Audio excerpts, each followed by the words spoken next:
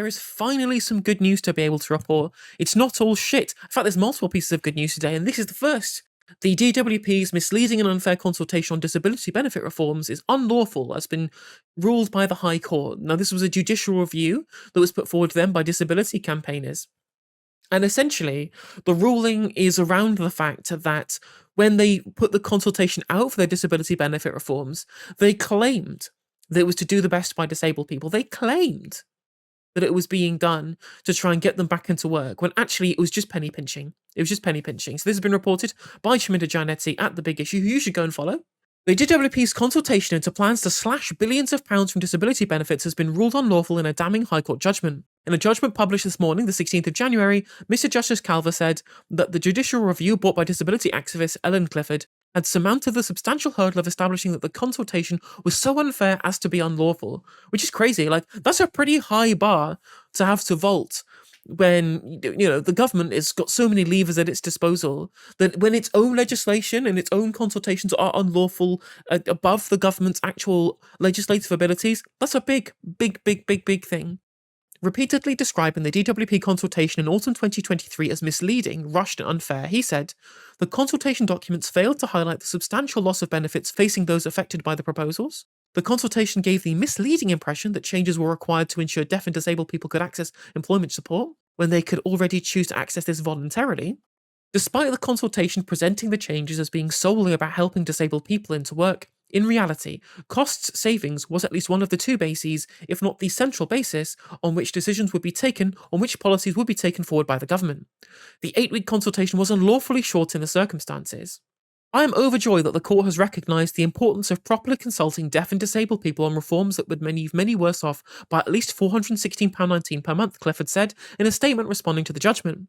This is a life or death issue. One internal DWP estimate, which we only now know because of my legal challenge, indicates that 100,000 disabled people who are classed as highly vulnerable could be pushed into absolute poverty by 26-27 as a result of the types of cuts they proposed in this consultation. So remember a couple of weeks ago, when we talked about how the Tory government spent loads of money trying to block FOI into their failures in handling people in the DWP, so like the excess deaths that had happened under the DWP's watch, like people like Errol Graham, I believe it was, who had died, who was disabled because of the benefit system that's been created by the Conservative government in 2010 to 2024.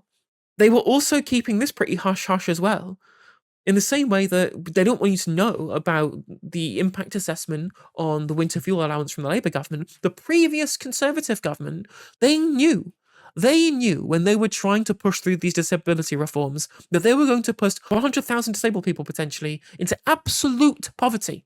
Absolute poverty, not relative poverty, absolute poverty with their changes to this legislation. It just shows you how much of a sick individual Mel Stride is, who was previously the DWP and is now the Shadow Chancellor of the Exchequer. So if, for example, the current shadow cabinet were the people who are going to be in the cabinet in the next election in 2029, assuming that Kemi Badenoch can even bring the Conservative Party that far, he would have even more power to reduce the funding for the important welfare payments to people like the disabled than he even did as the DWP secretary as well. A real odious individual. And again, this is the same Mel Stride. Who stood up in the Commons and waxed lyrical about how the people who were trying to take away and means test the winter fuel payment, the Labour Party, again, a policy I disagree with, somehow were completely heartless. They should look into their hearts to see that taking away the winter fuel payment was wrong. Yet, apparently, when it comes to the disabled, and again, who need that money more than a lot of elderly people need the winter fuel allowance, again, which I don't think we should be cutting or means testing, but even so, the disabled people need this money more.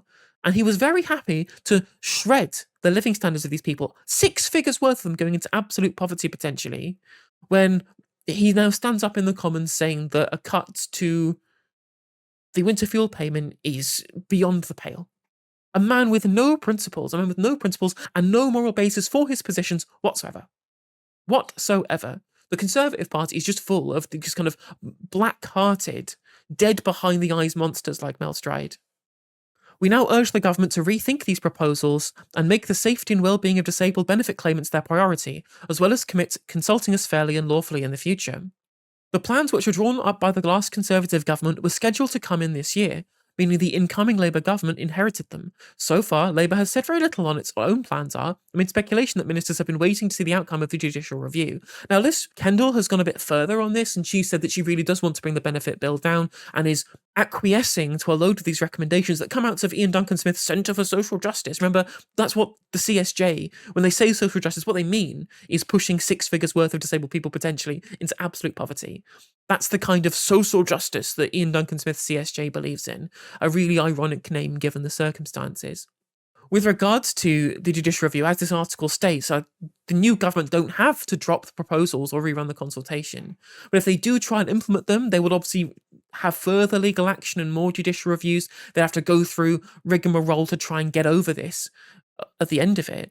So I think this probably will stop this kind of legislation dead in its tracks, which will obviously leave the Labour government in a position where they will have to find welfare cuts elsewhere if they want to be like Mel Stride, as Liz Kendall has intimated that she does want to be.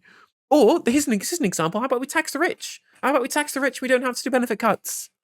Simple as that, right? Maybe if we don't want to leave the most vulnerable people to their own devices, which this country seems to be desperate to do over and over and over again, continually trying to pretend that there's this glut of undisabled people who are claiming disability when they shouldn't be, which no one can prove to me has existed so far, despite the fact you need actual medical professionals to sign you off, or according to Tony Blair, no, they're just people who've self-diagnosed themselves as depressed, which doesn't get you access to these kind of welfare payments. So he's a lying piece of shit as well. Maybe they could U-turn. Maybe they could look at this judicial review and not want to drag it through the courts again to try and implement it themselves. Do I have any confidence in Liz Kendall to not do that? Of course I don't. I don't have any confidence in 4% Liz whatsoever. But this is an important milestone that makes it much, much, much harder for the new government to implement these kind of disability reforms, given the judicial review's success so far. So in the light of all of the awful things happening in the economy and happening with the government at the moment, this really is a win. It's a real victory for disability claimants who have been maligned for 15 years and who are looking and staring down the barrel at zero respite from 4% Liz and her welfare hawks in the DWP. Because I think most disability claimants want to get into work. I think most people who are on disability would prefer to be working. Most people I've spoken to who are disabled want to be out there working. Most people who are spoken to in the documentary we watched on Channel 4, a lot of those people, they actually do want to be working. They don't want to be stuck sitting at home on the dole the whole time, which is going to be impossible for them if they're left on poverty pay from the government in terms of welfare. And it's going to be even harder for them when the treatment that they need is medical in nature and waiting lists are gigantic and they've only come down slightly. So if Labour really want to fix this problem of people who are disabled not being in work and harming overall total productivity in the economy, then you're going to need to fix the NHS. You're going to need to not cut these people's benefit payments because it'll only make them more sick and they'll just drop out of the system entirely rather than getting better. May hurt in the short term, but it'll be better in the long run in terms of the public finances to be able to get these people the support and the help they need without cutting their welfare payments. It is necessary for them to be able to make the best use of the support that could theoretically be available. Hey there, if you enjoyed the video, make sure that you like and leave a comment. That helps the video out in the algorithm. If you subscribe and ring the bell, it'll let you know when I go live. I stream every day on YouTube and Twitch. You can also follow all of my socials down in the description. And if you want to support me in a more financial manner, there's a join button for memberships. It's just 99p to be a member on YouTube, as well as a Patreon, and there's some merch there as well. And hopefully I'll catch you on the next video. Take care.